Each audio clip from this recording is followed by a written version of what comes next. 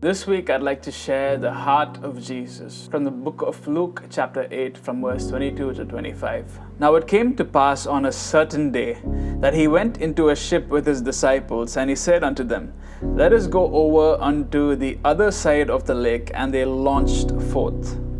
But as they sailed, he fell asleep. And there came down a storm of wind on the lake, and they were filled with water and were in jeopardy. And they came to him and awoke him, saying, Master, Master, we perish. Then he arose and rebuked the wind and the raging of the water, and they ceased, and there was calm. And he said unto them, Where is your faith?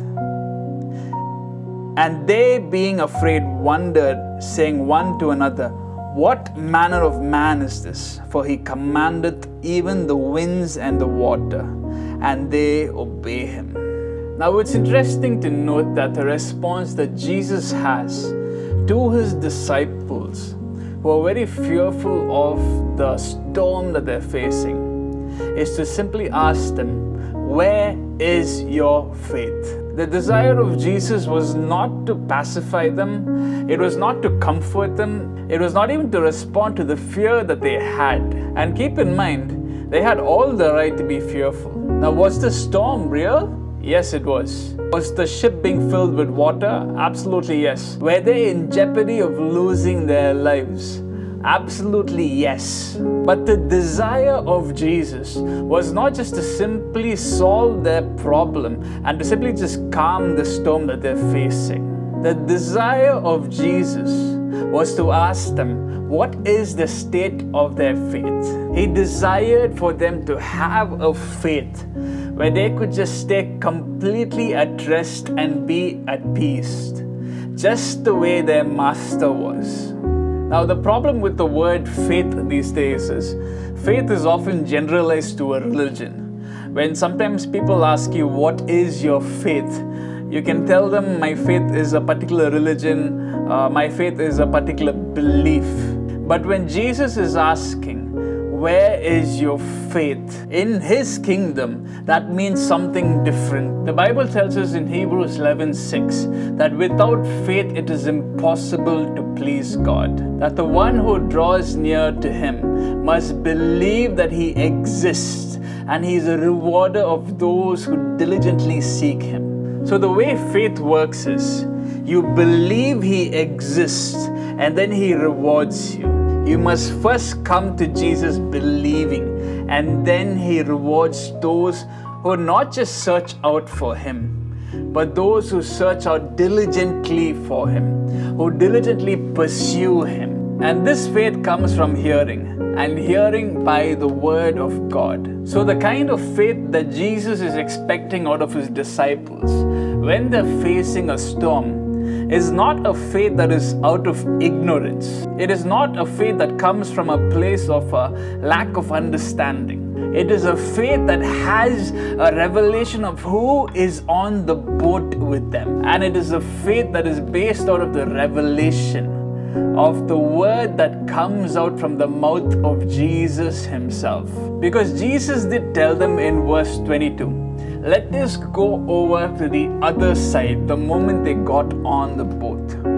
So he is taking them on a journey. They are transitioning to a new location. And the place that they're currently stuck in the middle of the storms, that is not their destiny. So even if it seems like you're stuck in a location, or you're in the middle of a transitioning and all you see are storms around you, or if you've started an assignment that's not moving, or if it's a business or a project and you're in a sort of a stalemate that is surrounded by storms all around you, or if you're even in a place where your own life is in a jeopardy right now, the question that Jesus is asking is, where is your faith? The desire of Jesus is that his disciples would grow to a place where they would start to walk like him, where they would know how exactly to tap into the fullness of who Jesus is.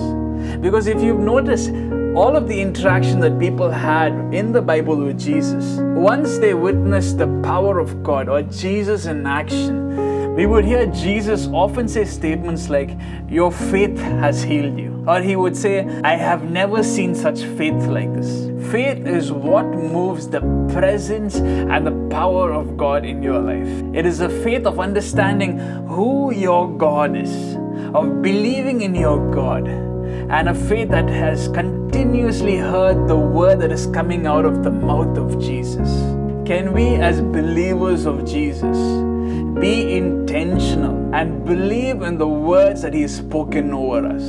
If He's told us that He will guide us through this season, if He's told us that He will take us to the place that we need to go, if He's told us that this is the location that we are transitioning towards, it means that He will take us there. So don't give in to the fear.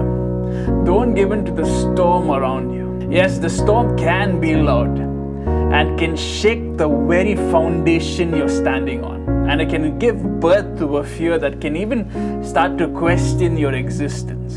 But I want to tell you that you will not die, that you will not perish. Know who is with you on the boat and remind yourself of the place that He said that He is taking you. Because in the midst of the storm, the desire of Jesus is that you would grow in your stature, is that you would grow in your revelation of Him. It is that you would grow in your faith. It is the business of Jesus Christ to calm the storms. He has done it. He will do it again. Because His assignment to us is He has come to proclaim peace. And the storms quiet immediately, in an instant. Not gradually, not in days, in a moment, they quieten down. Now we can learn a lot of how quickly the winds and the waves respond and obey to Jesus. They know what manner of a man it is that is speaking to them. They know who exactly He is, and they do not falter at His word. All they have to hear is hear Jesus say, "Peace, be still." And in a moment we read that their response was, there was absolute calm. Now that is the person who is sitting with you on the boat. That is the person who is walking with you in this season, wherever you are. And His deepest desire at this moment is that you would grow in your faith, that you would grow at your confidence and your trust towards Him. My favorite moment from this incident is how the disciples go from being so fearful of the storm, and after they witness Jesus rebuking the storm, it says in Mark 4:42 that they feared Him exceedingly, and they asked themselves, "What manner of man is this, whom the wind and the sea obey?" In this season, may you not fear the storm, but may you show reverence to the one who has authority over it. May you show reverence and worship the one who says, "Peace, be still." And may you rise up in your faith, knowing that in this journey, you are not alone. He is with you, and He desires that you grow in this season. God bless you.